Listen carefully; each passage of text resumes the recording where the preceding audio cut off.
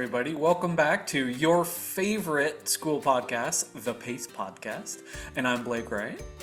And I'm Jonathan Kios. We are thrilled that you're joining us for another episode. You guys are in for a treat. Today we have a fantastic guest who's going to shed light on some important topics that are crucial for student development. Super exciting. And if you don't mind, I can't really contain excitement much longer, even though I know it's like we just started. But I can't wait. Our guest today is Central Valley Charter School's very own Erika Wurz. She is one of our amazing speech language pathologists who works closely with our Student Support Plus team. Erika, thank you so much for joining us today. Would you care to share a little bit about yourself for our listeners? Yeah, well, first thing, thanks for having me, you guys. I'm so excited to just be here and talk with you guys. I feel honored to be a podcast guest. And I'm just pumped to talk about some of the key topics in our speech, intervention program.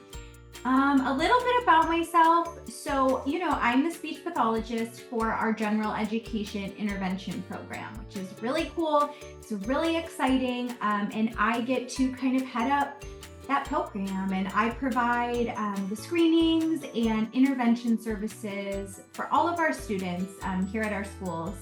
I've been an SLP this is my 10th year, and I love serving our students and helping them thrive and just be the best versions, of themselves. Awesome. I love it. And to our listeners, you guys just don't know yet. Maybe some of you know how lucky Central Valley Charter Schools is to have Erika on our team and or on your team. So if it's okay, I just kind of want to dive right in and just jump in, because you're a wealth of knowledge, and I can't wait for our listeners just to hear. So one of the key areas, Erika, is that you focus on is pragmatics in speech therapy. And so can you explain a little bit what pragmatics is and why it's important for students? Some of our listeners may be like, pragmatics, what is that? And the Googling is going on. Can you share just what is that? Yeah. So, that's so true, because it really is kind of this like pragmatics, like what is that? And it's like what we're doing right now, right? It's like what you, me, and Blake are doing as we're kind of like talking right now. We're going back and forth. We're having kind of these like conversational exchanges, right? We're taking turns. We're making great eye contact. We're looking at each other. We're watching out for like any nonverbal cues, all of those facial expressions. So, by definition, pragmatics is basically, the use of language in social context. So it's not only what we talk about when we're in an academic setting, or when we are learning about mathematics or social studies or all of those academic skills. We use pragmatics in every single class that we may take, but it's really about how we use language outside of those contexts. So when we're in the real world, right? So how we use language to interact with others and kind of make ourselves understood in, various social situations. So this can include things like nonverbal cues, right? So that's facial expressions, all of those gestures that we use. And if you're like me, you're using gestures all the time when you talk. And it's about being able to like take turns in conversations. Adapting, this is a huge one, adapting our language based on who we're talking to. So, whether we're talking with a teacher if we're a student, or are we talking with a peer? Are we talking with our best friend that we've known for 25 years? All of that is gonna look really different.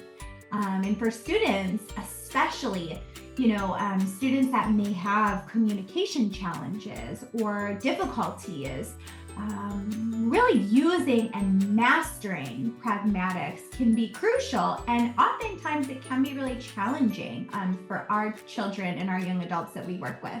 But it's really important to help them lead and really thrive in social settings and build meaningful relationships. I love that. It's incredible. Just the real world applications are endless and extremely important. I mean, nothing I love more than taking stuff that we can do in our virtual environment, in our classrooms, in our sessions, and taking it and applying it to everyday situation. There's not much that's cooler than that. Could you tell us a little bit how about, speaking of pragmatics, how you would address that in sessions with your students? Yeah, I have to say, you guys, like, this is one thing I feel like you've known this about me since I've joined the team. Like, I am so passionate about,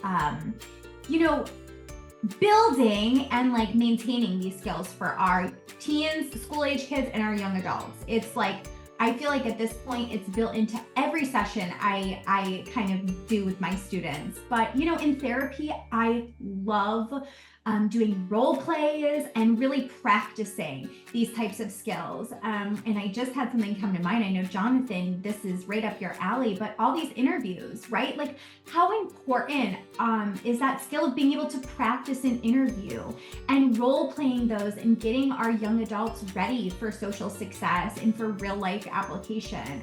So I love doing role play scenarios and just kind of practicing conversation starters. Honestly, I say this to kids and teens all the time. These are skills that all of us could benefit from, right? Like, we all have been in a situation where we're like, oh, how do I start that conversation with someone? Like, what do I say? And our palms get sweaty and we have all of these things that run through, like, we've all been there.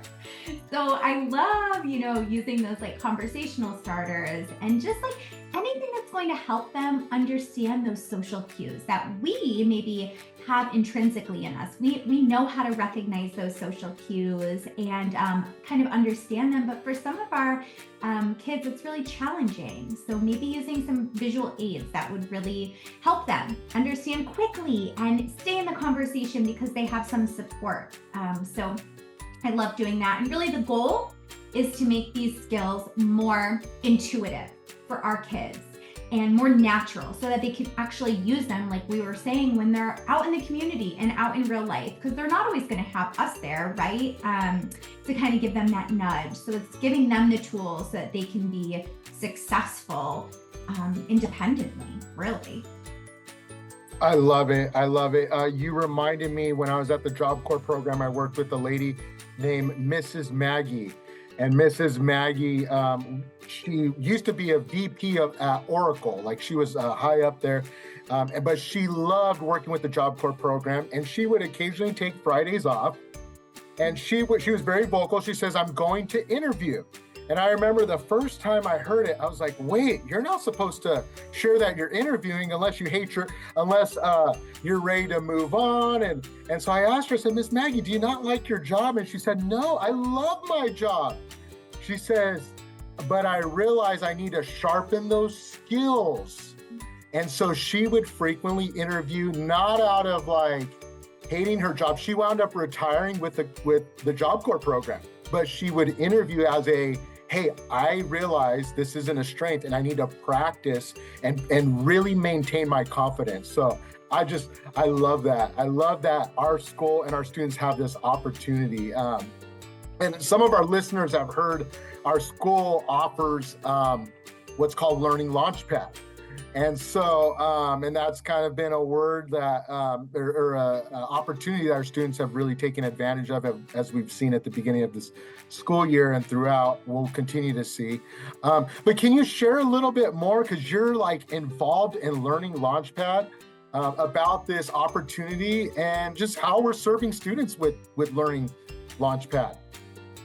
I know, isn't it so cool? I mean, you guys, as we all know, we're all kind of part of this initiative of, our student support group is really heading this up this year. And how fortunate are we that we get to kind of create this amazing space where kids, all grade bands are welcome to come, right? And so it's this place where kids can connect with their peers. I mean, that is our main goal, right? And I see you both do it so wonderfully every day with your different grade bands. And we just get an opportunity to help support and facilitate conversation and social emotional well-being among the kids that attend our school.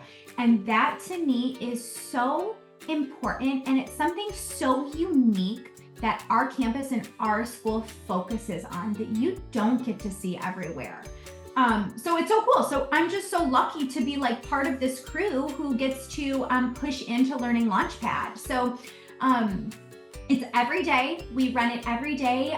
It starts at 9:30. It's on Zoom, and we focus on social emotional learning, right? So we're focusing on topics like for our older students, some of the topics that we like to talk about are like handling conflicts and bullying, because right, as our students get older, we want to equip them with skills and tools of things that they may run into, just preparing them for social success. And then for our younger ones, with Blake, when we do like our TK and K, it's like all about building foundational skills. So like understanding what anxiety is and what your body might feel like if you're feeling a little nervous. And I feel like my role is kind of just to watch these amazing kids and peers interact with each other. So I'm just really there to help kind of support that social piece. So I may throw in there, little tips and tricks that might help students interact with each other. Oh, I see you have this really cool poster of the Lion King to one of our students, right? And then maybe somebody else really likes the Lion King. So then that's a connection point for our peers, right? And for those students. So I just feel so grateful that our school has this platform that we get to head up this year. This is our first year.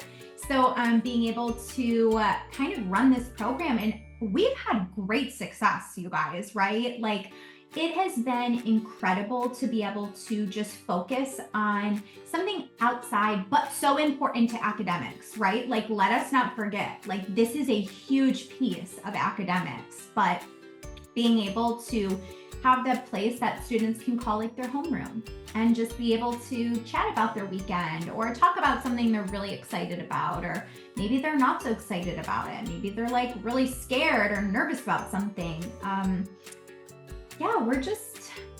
It's awesome. I love it.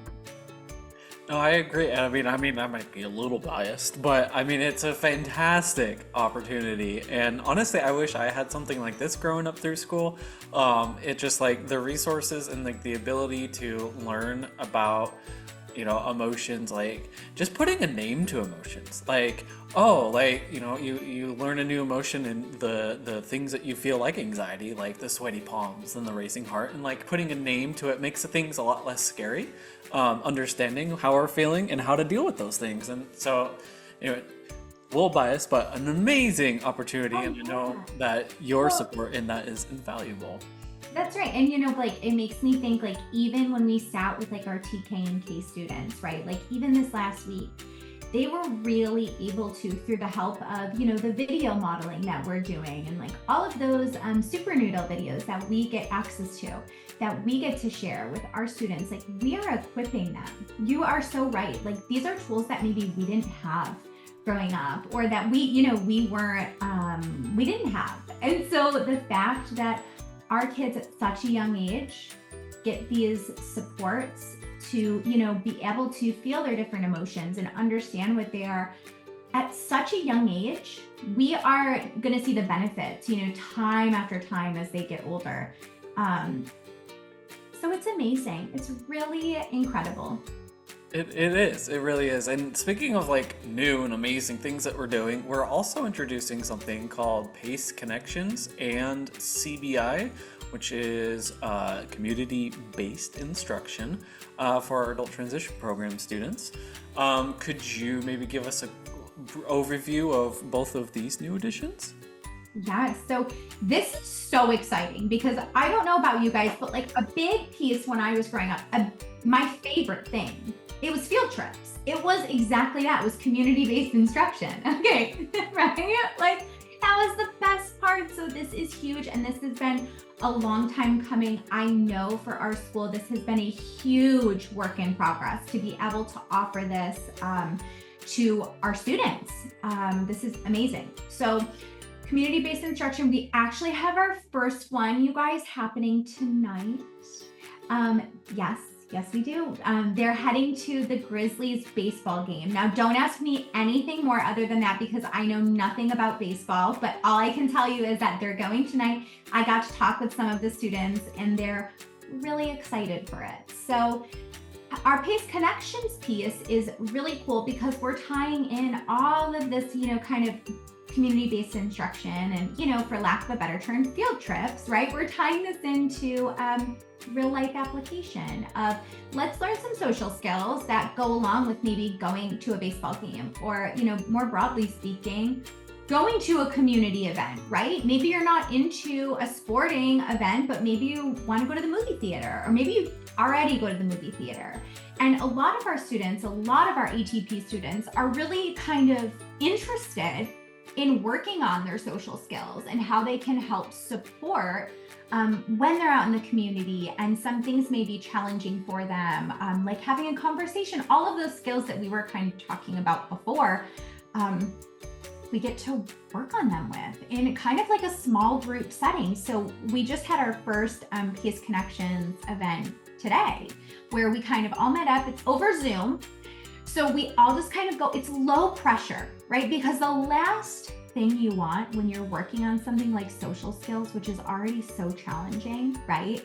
Is to have this like high pressure Zoom call where you have to you're forced to practice all these skills. So it's actually the opposite of that, right? Like we are a low pressure, let's get together. We have some guide points that will help us have a conversation about these social skills. But today, for example, we were talking about safety in the community because that is so important. We have young adults that we are trying to set up for success and gain practical skills that they can use independently. And we just want to integrate all of those skills. So we talked a lot, and what's been wonderful is that a lot of our ATP students, they want to talk with each other. They want to talk with us. They want to build these skills. They're motivated. And it's low pressure. So we had a lot of students who maybe don't feel comfortable sharing yet. So they were so comfortable typing into our chat. So we had fantastic participation, you guys. I'm just so, as if you can't tell, but I really am so excited that we have this because that age group is so important to work on independent skills. What is going to help them be out in the community, living their best life? What is going to help them with personal growth, things that are important to them, and just kind of providing a supportive environment, right? Where our young adults can thrive and also connect more deeply with their communities. So really, our hope is that we can tie in all of these amazing CBI events that we have planned next month. Shout out, we're going to the zoo. So I know it's going to be incredible. And we're gonna tie in a PACE Connections lesson that has to do with the social skills surrounding community events, or maybe it's how to have a conversation while you're at the zoo with a new peer. So that's our hope, and we are just so excited. Go Grizzlies and go Pandas. I love going to the zoo and watching the pandas. San Diego Zoo is my favorite. But anyways, that's another point. But I love it. I'm super excited. I can feel your energy. I know our students who are listening and families listening, they've got to be excited. And I know you've kind of talked about how you're integrating the work you do, but can you talk just a little bit more about just how the integration into CBI and your background in speech and language therapy, maybe share a little bit more specifically how you plan on integrating this and whether or not it's going to be seamless. Yeah, no, I think absolutely it's seamless, because whenever you're talking about real world application, the work that you do is going to be so meaningful, right? Because we're preparing our students for real life success. And so everything we're doing, whether it's in Learning Launchpad, really with a focus on building social emotional skills overall, whether it's Learning Launchpad or whether it's Pace Connections, where we are taking social skills that are very important for independence and for social success. Both of those things are going to be working on real life skills that are going to benefit our students inside the classroom, but then also outside of the classroom. So, everything that we do on our platforms here is preparing our students for both academic success, but also real world success. And that to me is so important. I mean, we have such a close-knit team, our student support team, and we are incredibly lucky that we have each other, where we talk on a daily basis about, okay, what can we do differently? What do our students need? What's going to promote independence and promote success for our students? So I think when you have the heart of your students, as your best interest at heart, you are going to have success on any of our platforms that we're doing. So we're just really lucky. I think too, when we talk about CBI, right? Let's look at that. Our favorite, field trips, right? Students can practice all of these communication skills in real world scenarios. It's basically just reinforcing everything that we're doing in our therapy sessions, right? So they're learning these skills in a very kind of structured way, but then they get to take them out into the community. Pace Connections is really just a place where it's going to ensure that there's ongoing communication and support among everyone involved, right, in the student's education, which is really just addressing any challenges that they might have more effectively. We're not only working with the student, we're working with their family, we're working with their parents. So everyone's involved, which is just incredible. Awesome. It's amazing to see how all of these different programs kind of work together in unison to support our students and to give them these invaluable skills that they can go and use out in those real world applications. Erika, before we wrap up, just any final thoughts or advice for our parents or our educators, anyone working with their students who might have some communication challenges? Yeah, oh, absolutely. I mean, I think with the majority of kids and teens and young adults, I think probably the most important skills are patience and just consistency. And with consistency comes repetition, right? So, whether you're working on articulation, right, fixing your S sound, or whether you're working on language, building up your vocabulary, or whether you're working on social skills, everything is going to take patience and consistency. We know that those two factors will really help our children solidify all of these new skills that they're learning.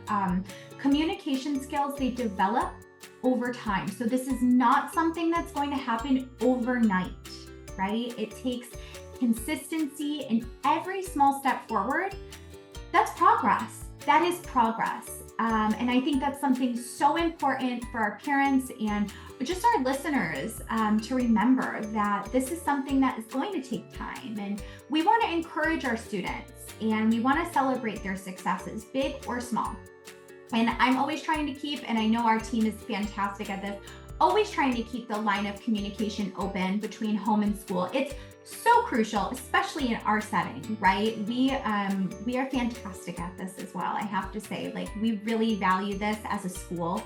And just, of course, as always, you want to keep that line open so that parents feel comfortable reaching out. And so they want to feel comfortable and confident that the person that they're sending the email to is going to be receptive and open to hearing what they have to say or what their concerns are for their child. Thank you so much, Ms. Wurz, for sharing just your insight, your advice. As you were speaking, I was thinking, man, if I was a family member or a student, I would definitely feel the love from this team, the love that just that just says, hey, we have a student first approach. We're going to do what's best, for our student and their families. And so thank you so much for just sharing today. I know we could probably be here for hours and hours and hours. We don't, but thank you. We'll have you back. I love it. What you guys are doing is incredible. I feel honored to be a podcast guest, like I said. And we just have the best team ever. Student support. I agree, and so just to echo Jonathan, thank you so much for being here. We appreciate everything that you do for our team, for this podcast, and most importantly, for our students and families. And a big thank you as well to all of our listeners tuning into our first interview, an amazing interview of the new school year. So thank you for tuning into this episode of PACE Podcast. Make sure that you follow us on all of our social media and subscribe to the YouTube channel. If you like these interviews, that's how you're going to get more of them. You subscribe, easy, just bloop, click the button. You'll get all of our awesome content, all of our podcasts, and more. So thank you, everybody. Yeah, and we're going to continue these discussions on the latest in student support and education.